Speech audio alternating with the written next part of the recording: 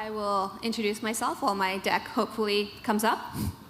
My name is Susie Jaramillo, and I am the co-founder and the chief story officer of Encantos. We are a kids entertainment company really looking to put wonderful, inspirational content out in the world that represents kids and inspires kids to more. And because we're a studio, and because we're a small studio, we're in the IP challenge place, where we create original IP. Oh, and I do have the clicker, so I can move this. Okay, good. We create original IP, and then we negotiate with the big studios of the world, right? Just to get shows made. I have a very expensive hobby, which is making wonderful, great content for kids that represents the diversity of what kids are today, and at the same time, you know, has that standard to where we can go up against Disney in a kid's screen and win, or be Emmy nominated, all of those different things. I also feel that when you're in the diverse space, you almost have to do it better. You have to try harder, because you're really representing a lot of kids that don't get that kind of attention and that kind of, you're showcasing your culture. So we really do try to do it well. So our flagship brand was actually created by me. So I'm Venezuelan Ecuadorian. I speak 2 languages. I really believe in the value of 2 languages and in the value of all of the culture that the Latino audiences bring to this United States. And it blew my mind that, you know, here it was at the time, 2017, and there was no beautiful collection of, you know, board books, apps, videos that really celebrated all of our nursery rhymes in English and Spanish. And, you know, 1 of every 3 kids in this country is Latin. But at the same time, the United States is the 2nd largest Spanish-speaking country in the world, which is pretty impressive when you think about it.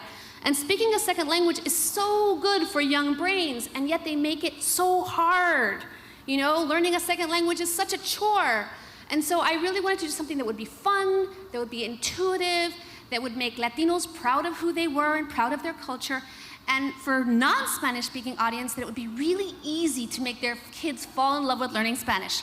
So we created Canticos with our iconic characters, Los Pollitos. Los Pollitos, or little chickies, are basically our twinkle, twinkle, little star of Latin America. If you come from that background, whether you're from Argentina, whether you're Cuban, Puerto Rican, you've probably heard of Los Pollitos.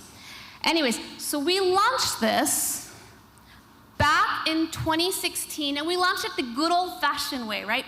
Books, okay? The slowest way to go to market, books.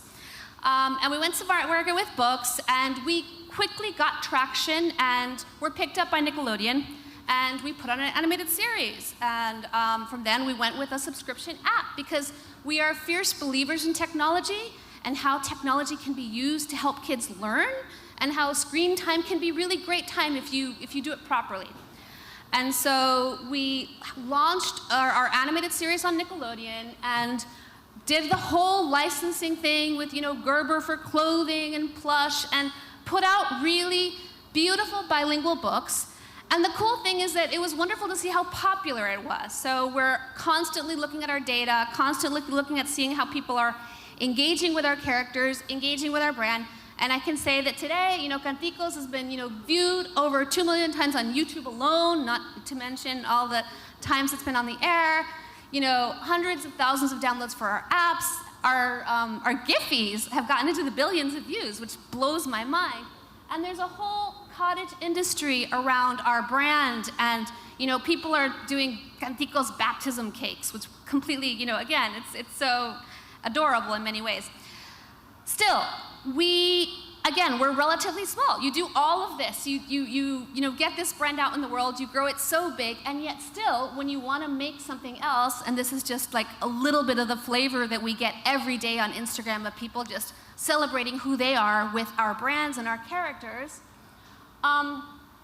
you still, even in this place, when you want to go and age something up and do something different, it's really, really hard, and you're going to struggle with, again, how do you bring this to life?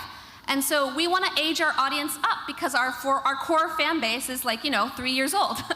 So we want to be there for that child when they turn 4 and 5.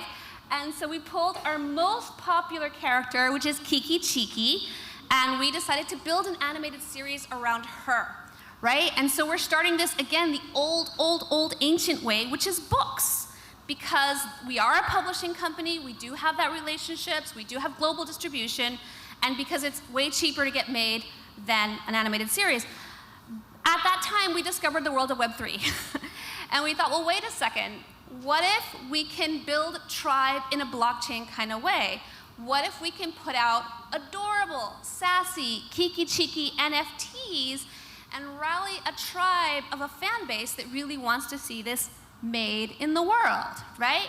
And so that was kind of the thinking behind, like, okay, what can we do that can give us more leverage and more funding so that we can make more things and engage an audience of parents that actually want to participate in the creation of content that they think truly serves kids? And so hence the creation of our first collection. And so when we thought about, our preschool brand is not, it's not blockchain friendly, it's not ape friendly, it's not tongue-in-cheek and, tech bros type of art. So we were like, okay, what do we do that's gonna make this cool, that's gonna make this, fun for an audience where, I don't even know how many parents are in the room? Just raise your hand if you're a parent. Okay, all right, not bad. Not bad. So what do we do to make this a cool brand on Web3 that people want to badge themselves with? And what kind of utility do we give to this? And also, how do we fly our colors in terms of being, a female-owned and led, Latino animation powerhouse, right? Where we're going to celebrate culture and we're going to celebrate identity. And so this is our collection of Kiki Chiki NFTs, or Canticos NFTs. You can find them on Twitter at Canticos NFTs. And we launched recently, and we've gotten a lot of traction and some celebrity supporters, which is always great. And we've gone ahead and thrown in, just some randos that just make it even more interesting, some little celebrity NFTs that you will get randomly that just make it all so much more fun. And a lot of this is, being a little tongue-in-cheek, celebrating who we are, but kind of trying to build a tribe of parents that want to care about the content that their kids consume, that want to invest in being a part of what might be a future Disney type of company if Disney was diverse at its core and always seeking to inspire kids to more. So our Canticos NFTs are all about utility. I love that people would buy them for the art's sake. I think they're adorable. But we are constantly looking at how to inject more utility into our NFTs. So we do exclusive airdrops. Everyone that's bought one has already gotten a BOGO, a separate one for free. We have a producer circle where we invite our NFT holders to come and hear the ideas that we're brainstorming around for future episodes, for characters, for names, all those kinds of fun things. Exclusive merch and product. All of our NFT holders have already gotten 2 free books because we're a publishing house. And so the first thing we do, even before our books are available to the general public, we give books to our NFT holders. Creator access, I'm always happy to coach other artist creators. I think that the NFT space is such a wonderful space for the animation students and the artists of the world that really want to use their superpowers to help kids. And I feel like there's so many of them and they don't even know about this place yet. I really do hope that, NFT.NYC or Coinbase, an organization like that, starts going to the art schools and starts telling kids what's possible with their skill set in the digital space. So a charitable donation, of course, because we always want to support the community. And again, we're building a tribe of what we hope are parents, investors, and just people who want to see good art that inspires kids in the world. So that's my talk. If anyone has any questions, I think I have 40 seconds. So happy to take any questions. Or not. Or just talk more. I have a question. Please. Are you thinking of expanding maybe your crowds of kids? So that's such a good question.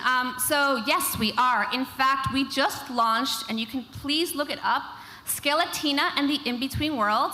When I was a child, I suffered from intense nightmares, and I wished I had a friend in the in-between world help me navigate these nightmares.